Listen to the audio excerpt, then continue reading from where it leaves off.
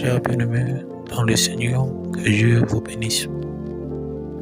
Je suis venu encore ce très tôt matin pour partager avec vous quelque chose pour la gloire du Seigneur Jésus-Christ.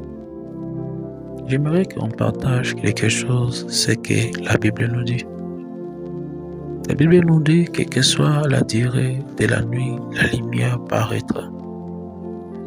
La Bible nous dit, venez à moi, vous tous qui êtes chargés, fatigués, je vous donnerai du repos. Et la Bible encore ajoute, toquez, on vous ouvrira. Frappez, on vous ouvrira. Cherchez, tu trouveras. Et demandez, on vous donnera. La Bible a rassemblé ces trois particularités pour nous montrer que nous avons assez d'autorité de pouvoir faire quelque chose.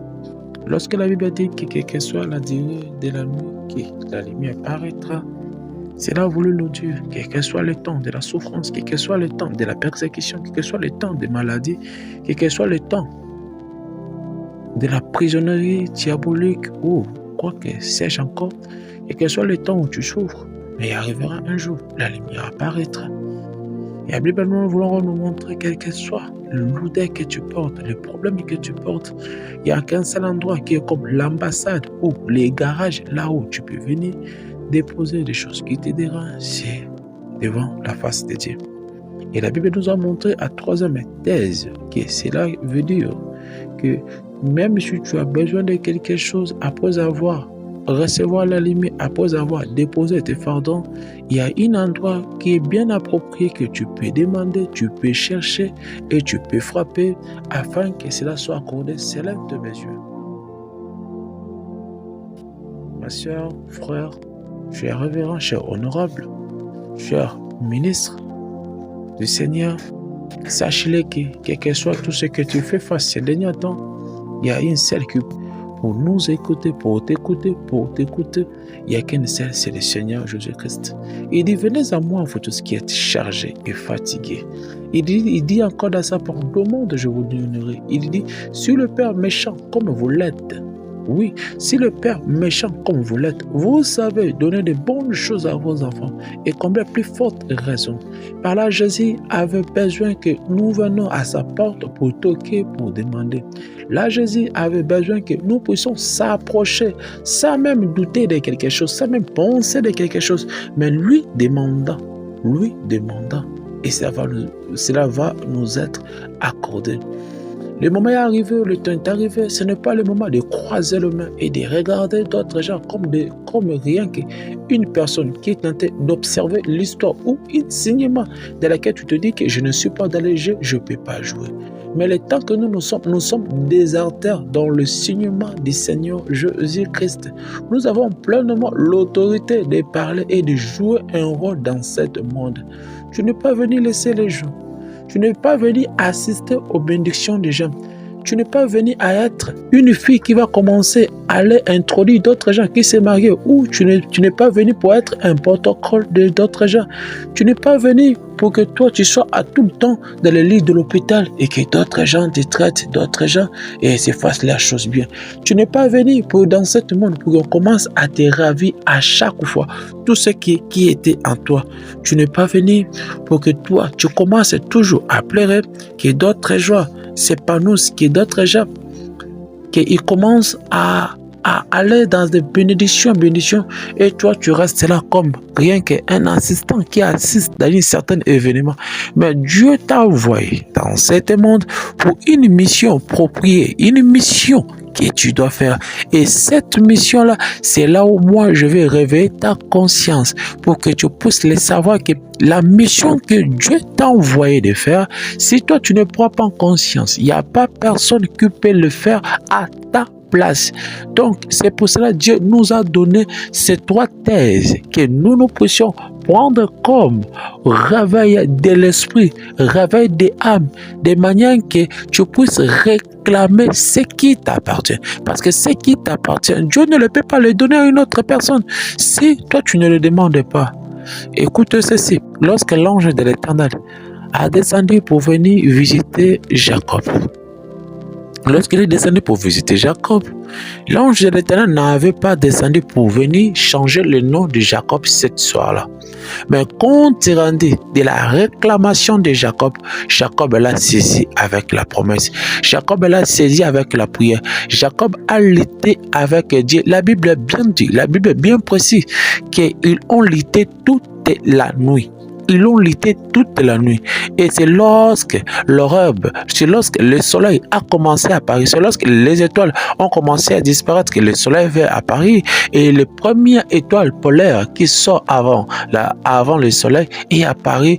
L'ange de l'Éternel a dit, Jacob, laisse-moi, je dois m'en aller. Et Jacob lui a dit, je ne te laisserai pas tant que toi tu ne m'as pas encore béni. Oui, Jacob devait avoir une détermination quelconque, qu'il sache que ce que moi je demande, c'est ce que je veux prendre. Mais ce qui manque à plusieurs croyants aujourd'hui, même le ministre de l'évangile, il ne sait pas ce qu'il peut demander à Dieu. Il parle des choses comme ici, il tâtonne. Il parle des choses comme ici, il n'a pas assez de conscience. Mais Jacob a dit, je ne te laisserai pas tant que tu ne m'as pas encore béni. C'est ce qui est une décision que chaque croyant doit prendre dans sa vie. Il dit, Seigneur, je ne te laisserai pas tant que tu ne m'as pas encore guéri. Seigneur, je ne te laisserai pas tant que tu n'as pas encore changé l'histoire de ma vie. Seigneur, je ne te laisserai pas tant que la condition de ma vie n'a pas encore changé.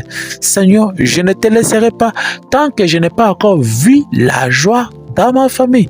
Seigneur, je ne te laisserai pas tant que tu n'as pas encore fait ceci. C'est ça une décision. Un enfant de Dieu doit prendre à chaque moment que le prie.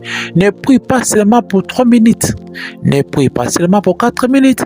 Ne prie pas non seulement pour 5 minutes. Mais lorsque vous priez, le prophète William Marion Branham a dit ceci. Lorsque vous priez, il faut arrêter de prier jusqu'à ce que la réponse vienne. Jusqu'à ce que tu te sens que là, je maintenant réussis ce que j'avais comme besoin. Mais tu ne peux pas arrêter de prier parce que la musique que tu as commencé à écouter, la musique vient de s'arrêter. Tu ne peux pas arrêter de prier parce qu'on vient de t'appeler. Tu ne peux pas arrêter de prier parce que tu as dit que j'ai déjà prié 15 minutes. Tu ne peux pas arrêter de prier parce que tu veux dire que je viens déjà de prier, que je ne peux plus prier. Non, ma sœur. Non, mon frère, il faut prier jusqu'à ce que le ciel soit ouvert. Il faut prier jusqu'à ce que le ciel réponde à ce que toi tu demandes. C'est pour cela que je veux venir ce matin pour réveiller la conscience, pour parler à une personne, pour réveiller une personne, pour le dire, c'est le temps ou jamais de prier et de rester sous la consécration, de laisser sous la prière. Et c'est à cet temps-là, là où tu peux frapper la porte. Parce que lorsque la Bible nous dit, frappez, je vous ouvrirai, la Bible n'a pas dit de prendre un avion, de monter au ciel, de chercher la porte du ciel et de commencer à frapper. Non.